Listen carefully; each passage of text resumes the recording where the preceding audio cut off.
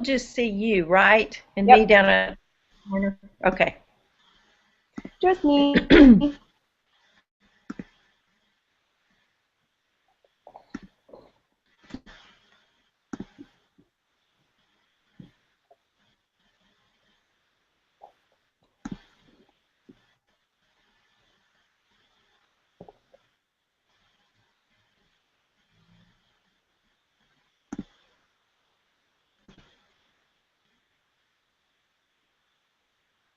Things are loading. Okay. Look at that. Google is telling me we have an error. Uh-oh. Let me try it again.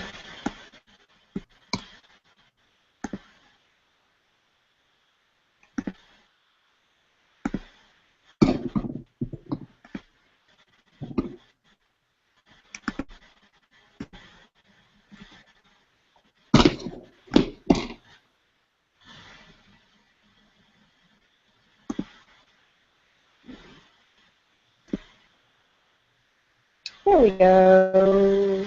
Okay, so I'm going to let everyone know to refresh their pages so that they can see the feed.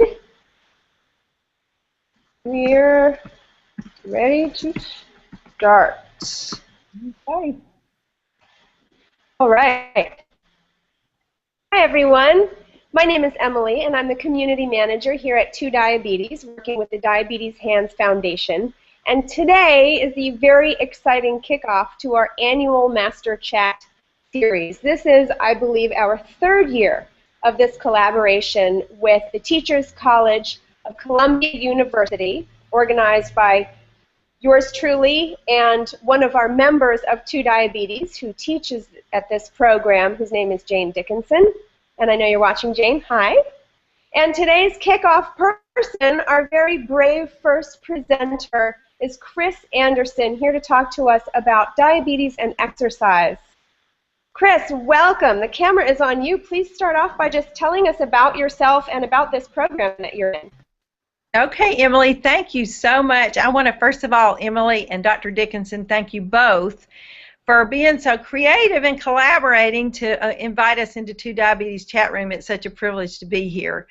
And I am Chris Anderson. I do not live with diabetes in my personal life, but I do provide diabetes self-management education to uninsured folks who have diabetes at a faith-based nonprofit primary health care clinic way down in Alabama.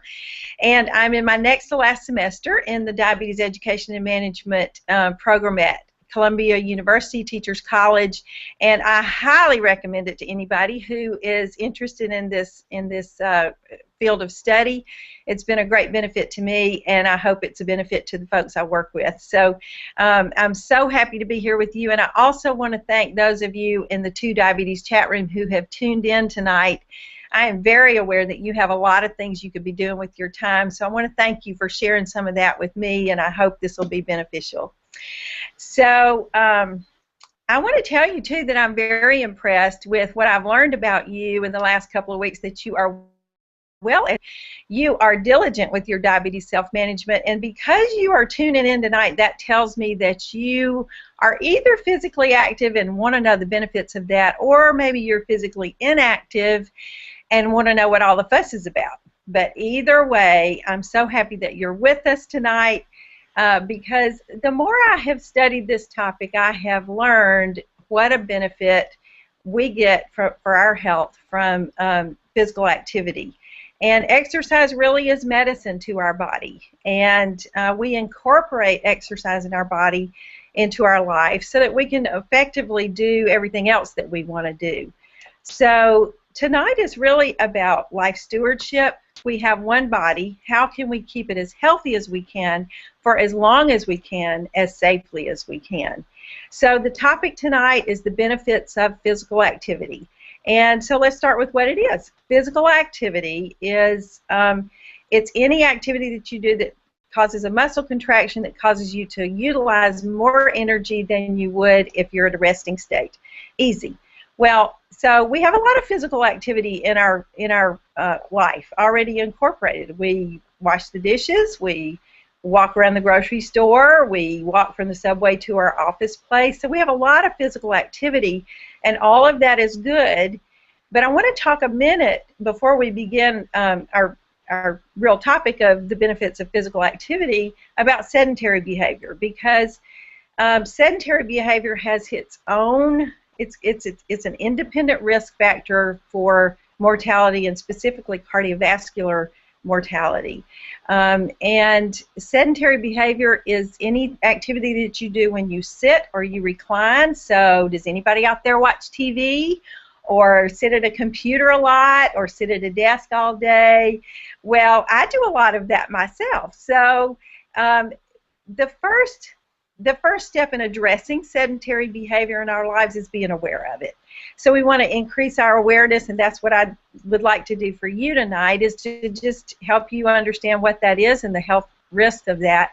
And the shocker for me was that sedentary behavior, the risk factors for sedentary behavior, apply to both active and inactive people. So we used to think we could exercise in the morning and do whatever we want to the rest of the day.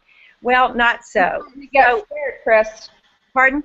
I'm starting to get scared because no. All day. It's going to get better. It's going to get better. But so if I have a solution for you and for me. So if we are sedentary, you know, our modern life has built a lot of sedentary behavior into our lives that we can't help, like our job. You can't quit your job. So the recommendation is that you take little health breaks, and that's every 30 minutes, get up and walk around for a minute or two. I mean, that's just a walk to the bathroom. It's better not to walk to the break room and get a donut, but, you know, it's just a walk around. And so every 30 minutes, if you'll get up and kind of walk around, that kind of breaks up that sedentary behavior, and that helps increase our health benefits from decrease in our sedentary behavior. So amaze your friends, educate your coworkers, and help everybody know that we need to decrease our sedentary time in our life. I also, as part of my topic, included the health consequences of physical inactivity. So because I need to be brief tonight, I will just ask you to take my talk and turn it upside down, and all of the health benefits that you get from physical activity, you miss those if you're physically inactive. So, so physical activity guidelines, how much is necessary? Well, the U.S. Department of Health and Human Services, and this is also supported by the American Diabetes Association, as long as there are not contraindications and you can do it safely. These are the guidelines that promote health and help prevent disease. 150 minutes of moderate or 75 minutes of vigorous aerobic activity per week, coupled with 2 exercise sessions where you're working on your muscle strength and you work every major muscle group in your body.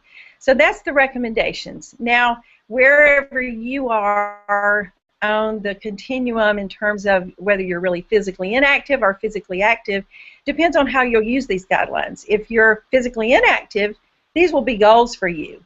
But you have the rest of your life to be physically active. So if you are physically inactive, of course, you want to start with a visit with your healthcare provider and do this safely and increase gradually until you can reach these guidelines. If you are physically active, you might look at these guidelines and use them as a benchmark. Say 150 minutes a week of moderate exercise is 30 minutes a day, 5 days a week, like a 30-minute walk, 5 days a week. Well, if you're already walking 45 minutes 5 days a week, you might say, well, I might just add some resistance training to that and add a couple of days of lifting some light weights.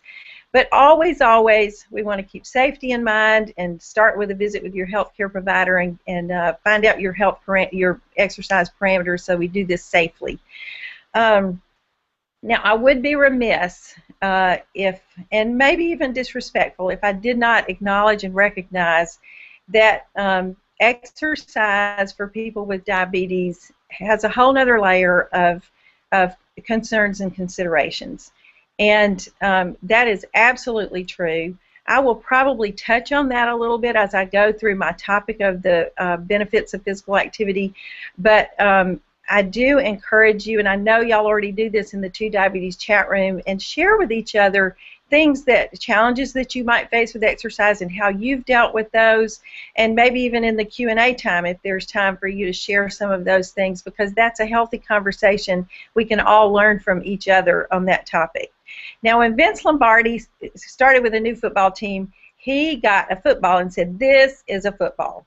Well, tonight, of course, you know that our main fuel source is carbohydrates. It's the most efficiently burned fuel that we have, so that's what we use when we exercise. We also can, as we exercise longer, we would use some other fuel sources like burning our fat, which is good, or we might, in extreme cases, use a little protein, but carbohydrate is that main fuel source that we use. And of course, when there's diabetes in play, there's a little hitch in that get-along sometimes, getting it from the bloodstream into the cell of the body.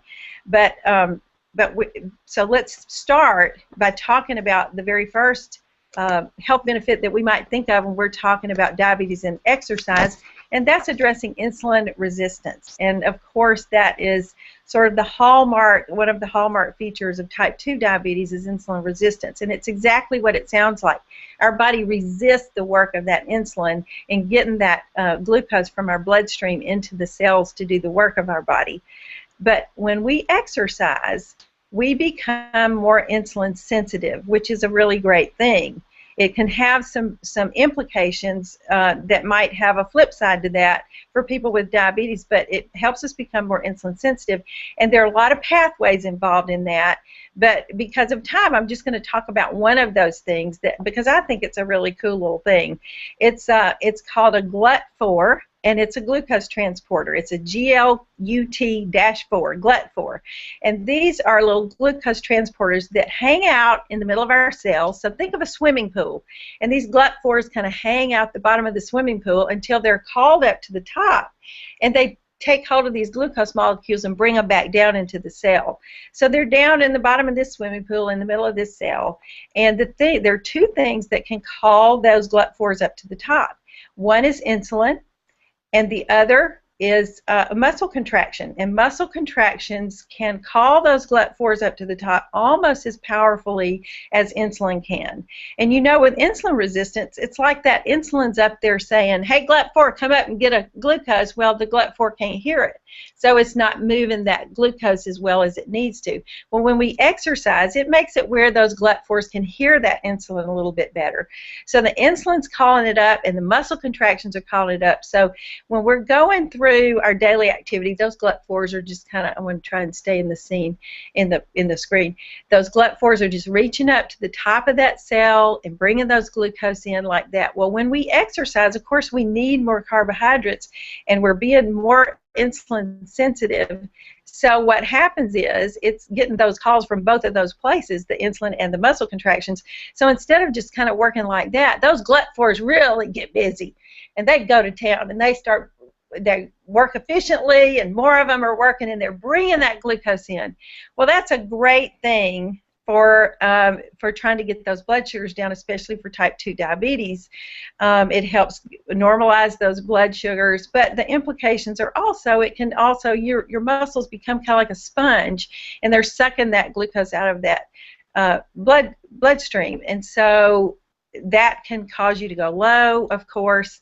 And another consideration when we're talking about insulin sensitivity, that can hang around for a while after we exercise. It starts during exercise, but then it can hang around with, like somebody who runs a marathon, it can hang around 72 hours after.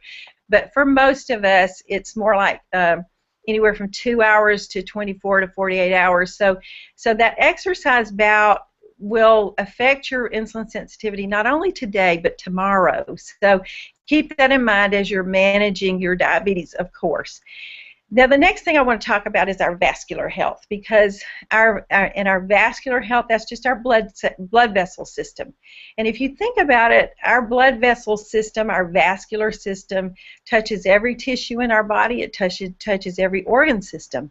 But let's talk about how exercise can help our vascular system be healthier. And again, just as within insulin resistance, I'm just going to talk about one little factor, and there are many of these, many factors that cause our vascular system to be healthier. The one I want to talk about is nitric oxide. Nitric oxide, not nitrous oxide that we get laughing gas at the dentist, but nitric oxide is a chemical that kind of ebbs and flows in our system, and it works to help keep the inside lining of our blood vessels healthy. And it does several things, and I'd like to talk about 4 of those tonight. Unfortunately, in the case of diabetes, the biological availability of nitric oxide is a little reduced. So when we exercise, we increase that availability of that nitric oxide. Well, what that does is that nitric oxide is a very powerful vasodilator, which means it dilates our blood vessels. It increases the lumen of our blood vessels so that when our hearts pump, it has a place to send. It's not pumping against a real tightly constricted, rigid blood vessel. Another thing it does is it helps the elasticity, helps our blood vessels be more elastic. Oh, let me get it on the screen. It helps our blood vessels be more elastic, so when our heart beats, you want your blood vessel to do like that. Well, if you don't have enough nitric oxide, your blood vessel is tight and it can't really open like that. So when you have an extra dose of that nitric oxide from exercise, it helps our blood vessels be more elastic. It helps them open up their lumen to handle that extra blood flow coming through. Another thing that happens because of the nitric oxide increase is that, we have these tiny little blood vessels within our vascular system, and they reach into, and they are the place where they need to be permeable so that the oxygen-rich, nutrient-rich blood can get into those tissues and feed them and keep them healthy. Well, when we have in diabetes, unfortunately, sometimes those blood vessels, those capillaries, can become kind of tough and not very permeable, and when we have an increased nitric oxide, it can increase the reach of those capillaries, increases the number, increases the reach of those capillaries so that our tissues are being fed and our organs are being fed more effectively. Another thing that nitric oxide does, it works with our clotting and our platelet count, and so that it keeps those blood vessels real slick. Not the blood vessels, it keeps the blood cells real slick so that they're going through that blood system real effectively without clotting. And then the other thing that nitric oxide does is with diabetes, we have an elevated inflammation all over our body, unfortunately. Well, one thing that nitric oxide can do with our vascular system, inflammation can promote the development of atherosclerosis. And we used to think, and that's what we used to call hardening of the arteries, we used to think that was just a clog of cells that clog up and block our blood vessel system. Well, atherosclerosis, we now know, is more like a little sore on the inside of our blood vessels. It's almost like a pimple. And cholesterol, extra cholesterol can make that worse. Inflammation can make that worse. But when we have an increased amount of nitric oxide, it kind of settles down the inflammation inside our vascular system to help protect us from atherosclerosis. So those are just a few of the things that nitric oxide can do in terms of our vascular health. But think of the implications of that. First, for our heart, our cardiac health. When you've got that healthy blood flow coming all around your heart and helping that heart muscle, your heart's a muscle. Helps that muscle be stronger and work more effectively, and helps that oxygen, nutrient-rich blood get into the inner aspects of that heart, so that when your heart beats, instead of taking 3 beats to get the same amount of blood out, it can get stronger so that it can take 1 beat to get that same amount of blood out. So it helps that heart become stronger, and over time decreases the workload of that heart to help your heart be healthier longer. Now, and also a point to remember is that when we exercise, our oxygen consumption goes up about 20-fold. So when we have that healthy vascular system that can get all that oxygen to the outermost regions of our body and deep into our tissues, that helps promote health as well. Now think about our nerve health in terms of our vascular system. You know, we've got those tiny little nerve endings that are tender out there that really need to be bathed with healthy oxygen, nutrient, fuel-rich blood. And unfortunately, one of the rubs with diabetes is that blood flow sometimes is not as slick and can't get down there as well. So when that vascular system is healthy, it can bathe those nerve endings with that blood and keep it healthy. So, and there is research that says that exercise can not only delay the natural progression of neuropathy, in some cases it can prevent it from beginning. So those are just some of the health benefits from the vascular system. A couple of other things, it improves our lipid profile, but that works better with weight loss, and we'll talk about that in just a second. It improves our bone health and our flexibility, which is especially important as we age. And then a lot of times when we talk about exercise, we're talking, you know, we think about weight loss or weight maintenance. And especially for people with type 2 diabetes, this is important because as we gather that, unfortunately with type 2 diabetes, we have a tendency to store fat easier and to hang on to it longer. So if we can use exercise in combination, aerobic exercise plus resistance training plus dietary management so that we're not taking in too many calories, we can drop that weight, and that's especially important for abdominal, that middle fat. That's very important because that abdominal fat increases our insulin resistance. It can cause us to have a lot of different risk factors for cardiovascular disease like hypertension and a lipid profile that's out of whack, and so it raises our risk for cardiovascular disease. So when we can take that weight down with the use of these physical activities in combination with diet, then that increase our make our blood pressure healthier, help our lipid profiles improve, and increase our insulin sensitivity. But just by losing that, now you may think, oh my gosh, I've got a lot of weight to lose. Well, really, research tells us if you can just lose 7 to 10% of your body weight, of your body fat, that makes that you get the health benefits of that. And of course, you continue on to your goal, but really just make your first goal to lose 7% of your body weight, and that's a good first goal and a very achievable one. The last health benefit I want to talk about is, you know, we talked about how physical activity and exercise help our bodies be healthy, but we want it also can help our brains be healthy. It can help us feel better. You know, unfortunately, in the case of diabetes, people with diabetes are twice as likely to be stricken with depression, and so and you think about the implications of that in terms of your diabetes self-management. If you don't feel like getting up out of bed, or you don't feel like taking your medicine, or, you know, doing those normal diabetes self-management behaviors. So physical activity, exercise, can be a great benefit to you because it's almost like a natural antidepressant and a natural painkiller. Now, I'm not encouraging anybody to use exercise in place of a medical regimen that you're using, but it is a great adjunct to whatever your medical regimen is. I mean, you've heard about releasing endorphins and the runner's high. Well, you don't have to run to release those endorphins. You also release other things like serotonin and dopamine, and those things bind to those same receptors in your brain that morphine would.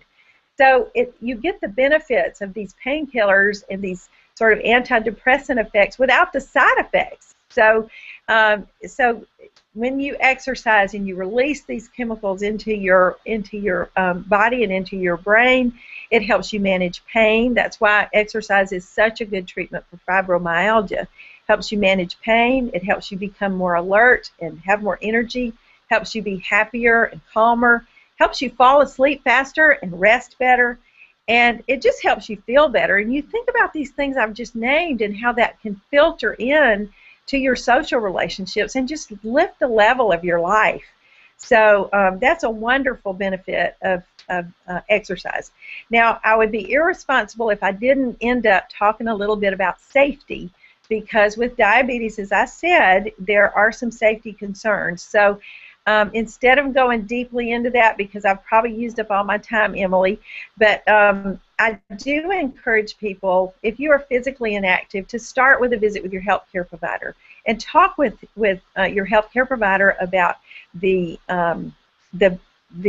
safety concerns that surround exercising when you have diabetes. Get a checkup. Be sure you know what you're dealing with, and have him, and he can refer you also to a diabetes educator, which can be very helpful, or an exercise physiologist even, who can help you come up with an exercise regimen. But the watchword is safety. You want to be safe with that. You want to, a few things you want to consider is staying hydrated when you exercise. Check your feet. Be sure your feet are healthy. There are no breaks down there. Have a quick carb handy with you when you're exercising, just for emergencies. And I encourage you, and you probably already do this, go to school on your blood glucose, because you can check your blood glucose, but if you don't use that to help you manage your blood sugars, it's not really worth sticking yourself, you know. So go to school on those blood glucoses. Check it before, just as in the Big Blue test.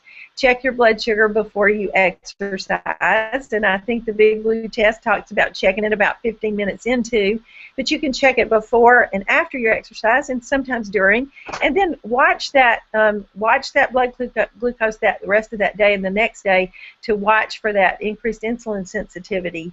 And I want to throw out some ADA, American Diabetes Association guidelines, and I want to know what you think about these and how you use these.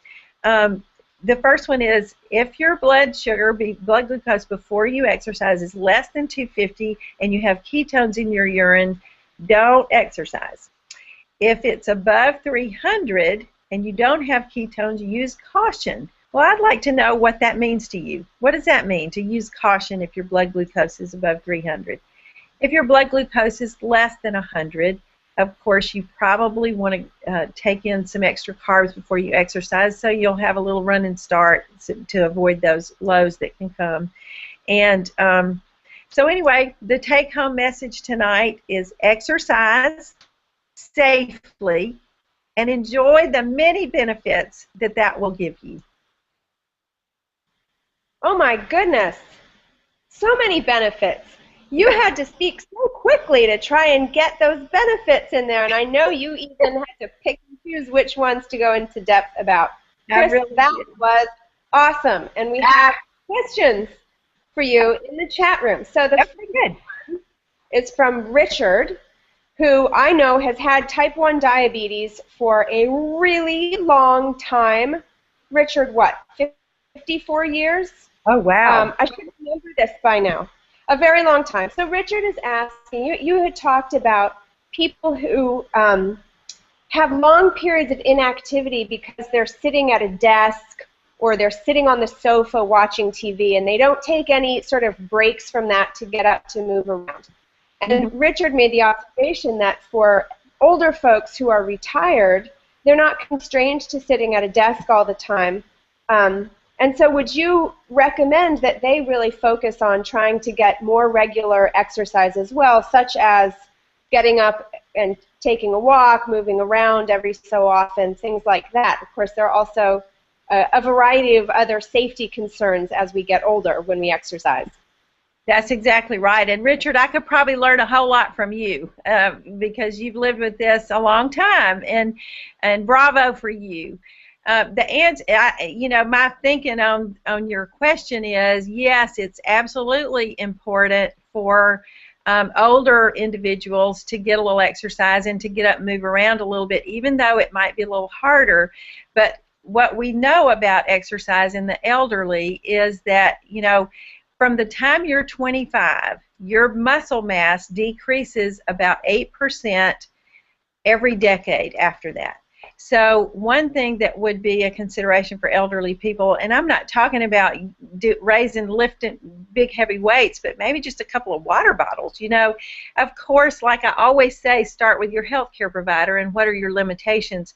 But even just doing light weights, several sets with a little more repetition, working up to a few more repetitions, but do light weights, that can maintain your muscle mass and even build it a little bit, which will help elderly people in terms of mobility and life functionality, you know, just picking up the groceries, getting them in and that kind of thing. But just getting up, and when you're watching TV, just getting up and walking around the house, and or take a walk around the block, or whatever is safe for you and whatever you can do in your life. Any physical activity is good, and no matter where you start, you can begin having health benefits from physical activity. No matter if you're 70, you can start having some benefits from physical activity, but do it safely.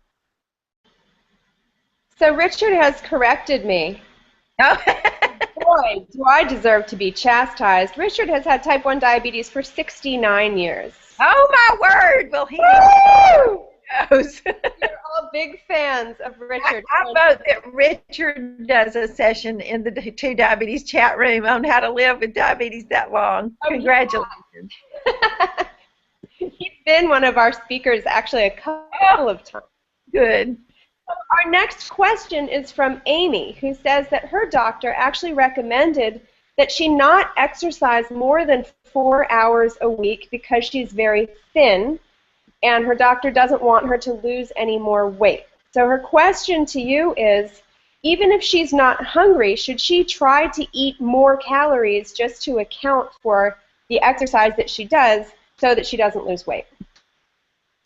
Well, of course, you would have to do that, you would know, within the confines of your carb counting and being sure that your carbohydrate counts are not going to drive your blood sugars up. But I would say, not to be a cop-out, but I would say follow your doctor's recommendations. And I will say that to lose weight effectively, you really have to exercise about an hour a day to lose weight. I meant to say that in my little portion about weight loss. We have to increase our amount of aerobic activity, and moderate aerobic activity is more effective at burning fat. So you could still exercise and but maybe do some weightlifting or do some vigorous activity. Of course, watching those blood sugars, because with vigorous activity, your blood sugars can go up instead of down. So I would just say the bottom line is follow what your doctor tells you to do, because I don't know you and I don't know your medical history and all about you, and he does. So that would be my answer. That's a great answer. We have kind of a long question in the chat room right now. I'm going to switch over there and actually read it. This is from Amanda Dana, who says, my 5-year-old type 1 is a gymnast and will probably go N-Light growing up. I remove her pump most of the time when she is in practice, but keep her CGM on, and I'm watching it like crazy. I find when she's doing rigorous practice, she gets pretty low after. Should I give her more carbs before her workout? That's such a good question, because with children, as you know, as her mother, they're a lot more responsive. They can have bigger swings than more quickly. So let's see. So after a vigorous workout, she's going low. Well, you're increasing that insulin sensitivity. So I would think that it would be reasonable to give her more carbs, or maybe a carb in the middle of her workout to kind of help her stay ahead of that, ahead of going low like that. What do you think about that? What do you do with it? What do you do currently? I don't know.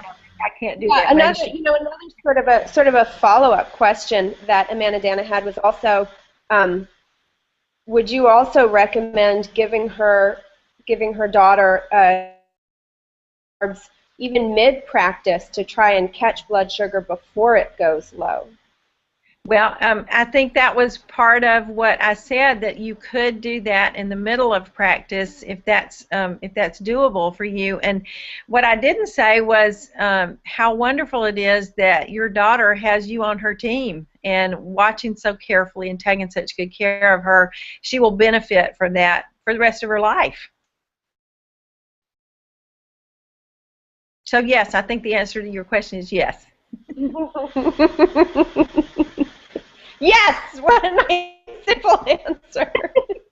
Of course, we know that everything with diabetes is sort of, it's different for each person, and it might be different on each day, and so it's hard to give a hard and fast answer to any question relating to diabetes, because sometimes it just feels like the weather changed my blood sugar, and who knew that was coming, or what I.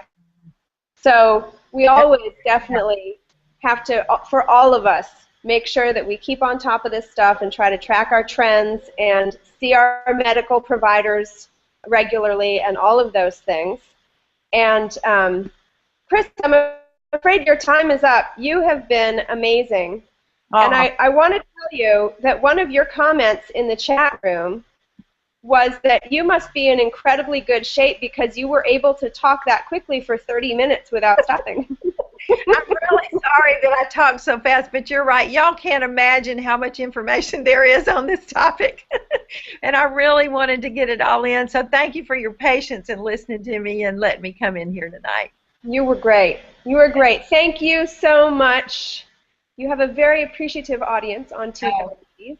And to everyone who's here watching, thanks for coming and for supporting this program. Again, this is the Master Chat program, which is an annual collaboration between TuDiabetes and Teachers College of Columbia University. And so there will be next students from that program on to discuss other topics relating to diabetes. And so hopefully we'll see you then. And one more time. And congratulations, this part of your coursework is done. Thank you, Emily. It was a pleasure to be with everybody. Thank you. Have a great evening, Chris. You too. Bye-bye. Bye.